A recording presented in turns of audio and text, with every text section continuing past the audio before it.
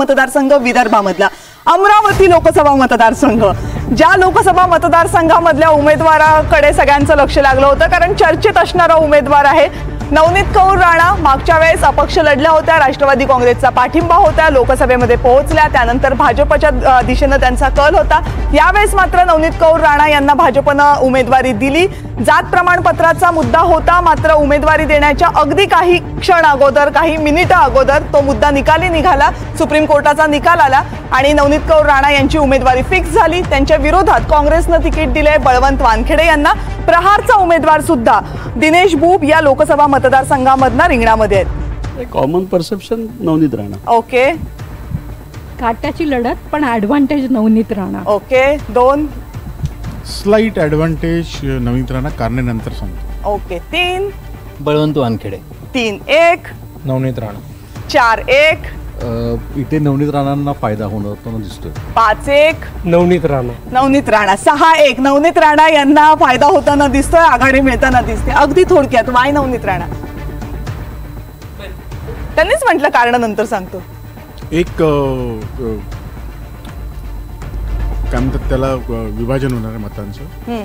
आणि अमरावती जिल्ह्याचा थोडा अभ्यास केला. मी अमरावती जिल्ह्यात माझं प्रॉपर नेटिव्ह जे आहे अमरावती जिल्ह्यात, त्यामुळे अमरावती जिल्ह्यातल्या लोकांना थोडा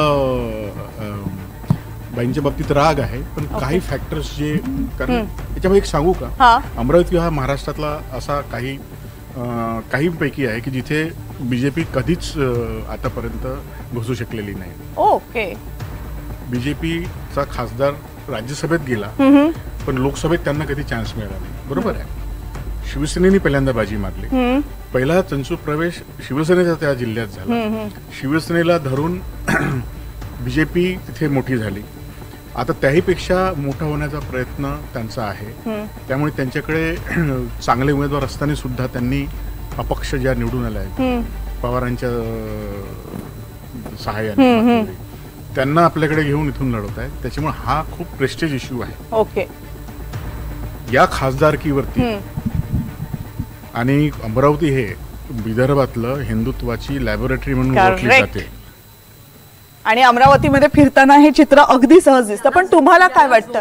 एकच सेकंद, बळवंत वानखेडे का वाटतं? त्याचं कारण असं की तिथं जो प्रहारचा उमेदवार होता, तर त्या प्रहारच्या उमेदवार दिनेश बुब यांचा फायदा बळवंत वानखेड्यानं होणार ही पहिली गोष्ट. कारण तिथं जो हिंदी भाषिक मतदार जो यांना गेला असता नवनीत राणांच्याकडं, तो बऱ्यापैकी थोडा दिनेश बुब यांच्याकडे येईल. कुणबी मतदार जो बळवंत वानखेडे यांच्याकडे जाणार नव्हता तो इकडं याच्याकडे येईल, दिनेश बुब यांच्याकडे येईल. आणि राहुल गांधींची जी, म्हणजे तिथं बच्चू कडूंची मोठी सभा झाली, तिथं अमित शहाची सभा झाली, पण राहुल गांधींची जी सभा झाली ना ती अभूतपूर्व सभा होती. मला वाटतं तो तिथला निर्णायक शॉट होता. ओके.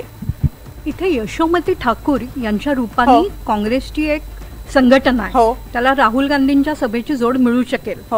पण या भागामध्ये एका फार्मसिस्टला अक्षरशः सर तनसे जुदा या प्रकारे मारलं गेलं होतं. त्यामुळे अमरावती जिल्ह्यामध्ये हिंदुत्वाचा एक आक्रमक करंट गेल्या काही दिवसात सुरू झालाय. त्याला नवनीत राणांचा चालीसा, त्यानंतर काय एक मारुतीचं मंदिर बांधताय.